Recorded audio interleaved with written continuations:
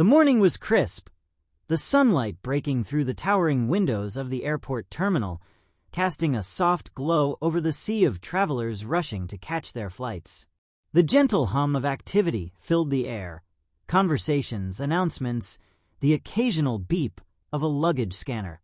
But amidst the hustle, Eleanor Carter stood still, her nerves tingling with anticipation. Her high heels clicked sharply against the floor, her tailored yellow blazer hugging her form, and her perfectly pressed yellow blouse reflecting her professionalism. In her hand, she gripped a simple carry-on bag, her phone buzzing with last-minute reminders. Today wasn't just another flight.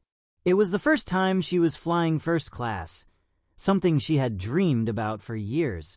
After years of relentless hard work, building her nonprofit organization from the ground up, she had finally earned the opportunity to enjoy a taste of luxury. She could already picture the quiet space of the first-class cabin, the warmth of the leather seats, and the feeling of being valued, something she hadn't often felt in her life. As she approached the first-class check-in counter, a man with slicked-back hair and a name tag that read Paul stood behind it, his posture rigid and his eyes scanning the line with an air of impatience. Eleanor stepped up to the counter, her heart fluttering just a little. It was a small indulgence, but it felt like a victory. "Good morning," she greeted with a smile, sliding her first-class ticket and ID across the counter. "I have a first-class ticket for the 10:30 flight." Paul barely glanced at her before picking up the documents with a flick of his wrist. His eyes flicked from the ticket to her face, lingering just a second too long. Eleanor couldn't shake the feeling that something wasn't quite right. "First class," he repeated, his tone dripping with disbelief. Eleanor felt a pang of discomfort, but smiled, holding her ground. "Yes, that's correct," she replied, her voice steady but edged with confusion. Paul's fingers tapped the keyboard with exaggerated slowness. His eyes darted back to the ticket, then back to her. "There seems to be a problem," he said coolly, his voice suddenly sharper. "This ticket isn't valid for first class." Eleanor's brows furrowed in disbelief. "That's impossible," she said, her voice remaining calm but firm. "I purchased this ticket directly from your airline. It's confirmed." Paul's lips twisted into a small, mocking smirk. "Well, it doesn't look like it's valid now," he said, as though he were delivering a punishment. "You'll have to go to the economy line." Eleanor's face flushed with embarrassment, but she refused to back down. "Could you please check again? I've already paid for this ticket." Paul's eyes gleamed with a cruel satisfaction as he leaned in closer. "Ma'am, we've had issues with people trying to upgrade themselves. If you can't afford first class, economy's down the hall." The sting of his words hit her hard, and for a moment, Eleanor stood frozen, the weight of his judgment heavy on her chest. The other passengers watched, some openly staring, others whispering among themselves. She could feel their eyes on her. Those eyes that seemed to scream, "She doesn't belong here." "I don't think you understand," Eleanor said, her voice now sharp, no longer containing her frustration. "I paid for this ticket. It's valid. I have the confirmation email, if you want to see it." Paul rolled his eyes dramatically and called over the security guard, a tall man with a stern face, his gaze cold and uninterested. "Is there a problem here?" the guard asked, his tone barely concealing his irritation. Paul pointed at Eleanor, his expression filled with disdain. "This passenger is being disruptive. She refuses to move to the proper line." Eleanor's chest tightened, the humiliation threatening to choke her. "That's not true," she shot back.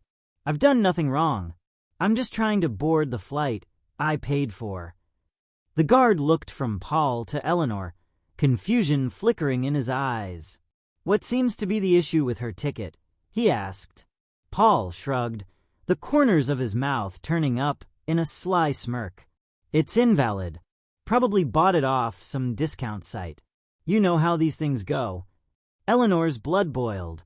"That's a lie," she said, her voice steady but filled with fury. "I bought it directly from the airline. Check it again." But the guard, uninterested and clearly fatigued from the routine of dealing with complaints, turned away. "No need to hold up the line," he muttered. "Let's get this moving."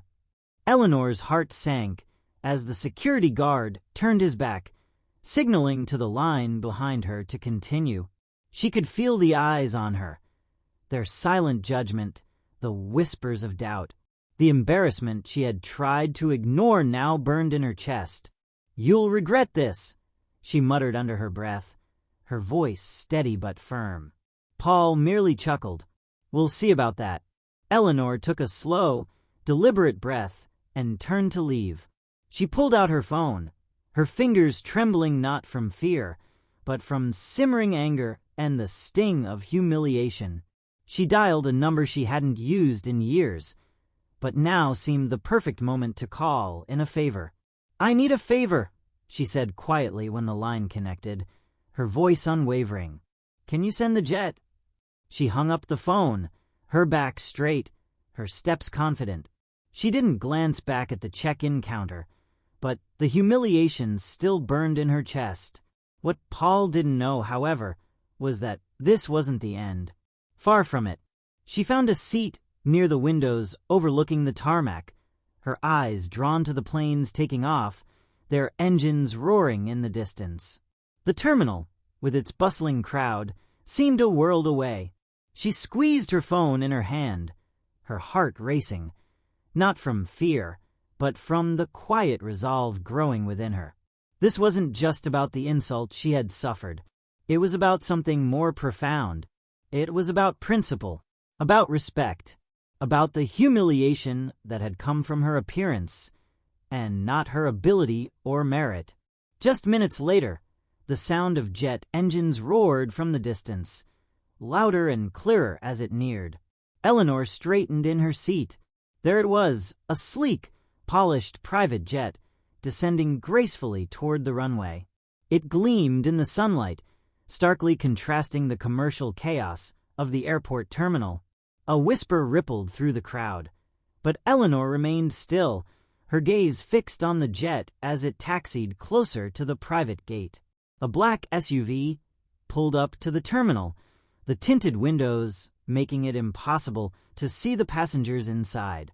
The chauffeur, a tall man in a dark suit, stepped out swiftly and approached Eleanor, his presence commanding. "Miss Carter," he said, his voice low but respectful, "your jet is ready." The room fell into a hush. Eyes turned toward her. Eleanor stood, her movements deliberate and measured, her heels clicking softly as she walked past the check-in counters. Her back was straight, her chin lifted in quiet defiance.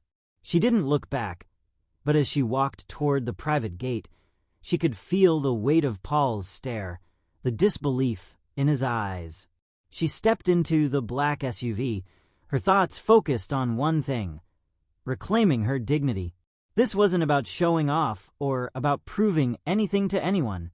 It was about showing herself that no one had the power to humiliate her.